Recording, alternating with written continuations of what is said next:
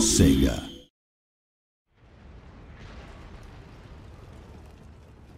Hello, my name is Jack Lasted and I'm the lead unit designer on Total War Rome 2. And today I'm going to give you more insight into the game and some of the hot topics from the forums. With siege battles in Rome 2, we've really wanted to change how the game plays in these battles. In previous Total War games, these battles have often ended up being a bit of a meat grinder at a central capture point at the end of the battle, which hasn't been very fun. Shogun 2, we changed it up with the multiple levels of castles and many different attack routes, which made the battles more dynamic. But that was facilitated by the design of Japanese castles. With Rome 2 and the switch back to traditional big walled European cities, we had to take a different approach. And what we're doing is adding in multiple capture points within the city. In order to win a siege battle now, you have to take and hold most of these capture points, which means that as a defender, you have both the walls to defend, but you can't just sit at one capture point and try and win the battle. You have to be active in defence, trying to repel the attackers and win the battle yourself. A topic that's come up in the forums and often gets talked about is the speed of combat. We're going to be slowing down the battle slightly from Shogun 2. How much we can't say yet because it's all about the fine balancing as we go past alpha and beta. But we're also looking at how the combat plays out between different units. So there's a big change going on to the combat rules, how fast units move, the rate of casualties, and all those factors that play into it. Unit sizes in Rome 2 are going to be about the same as previous Total War games. I know there's a large amount of people in the forums who'd like to have huge units, 600 men wide, going through the settlement, but it just causes a lot of problems. Some people talk about us going more abstract. Why don't we go to a more wargamey solution of high-level chain of command? You just give vague orders to your units and they carry them out for you. It's not really what we wanted from Total Battles. Total Battles for us are, you are in control of the whole battlefield.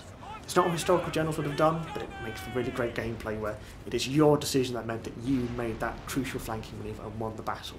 As our games have gotten bigger, there's been questions about, well, why hasn't the number of playable factions increased? And this is because that each game we go into more and more depth with those factions. For Rome 2, we're really emphasising this. We're putting more depth into campaign map features, more unique rosters, more text, things like that. So it's one of those questions of quality versus quantity, and we really want to go for quality. So people have raised concerns based on the unit rosters in Shogun 2 that in Rome 2 that factions will be very generic and similar. I mean, Shogun 2 was the way it was because it was all about the Japanese Civil War and the Jedi. The factions were essentially the same, so there wasn't much possibility for variety. With Rome 2 we're covering a vast area with very diverse cultures and looks, and we are representing that in the game. We have the most units in any Total War game to date, and there'll also be the most regionally diverse units as well. So Celtic units will look different to Germanic, will look different to Iberian, will look different to Roman.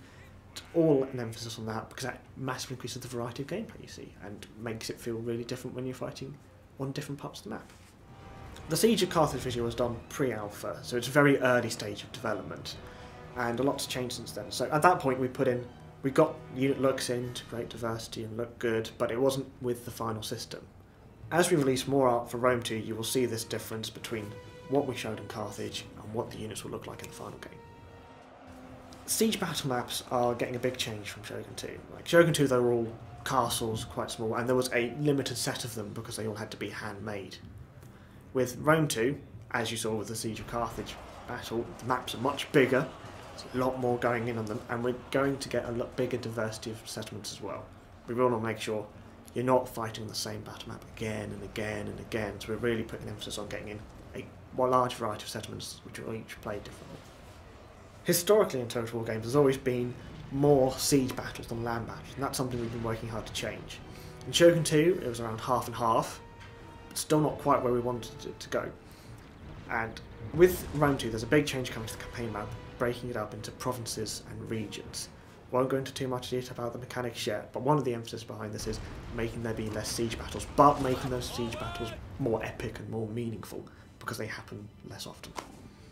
There's also going to be a much greater variety of battle terrain in Rome 2. We're covering a much greater geographical area, so you're going to see range from deserts to high mountains to British countryside. And we're really working hard to make those battle maps all look really nice and relate to how the campaign map looks.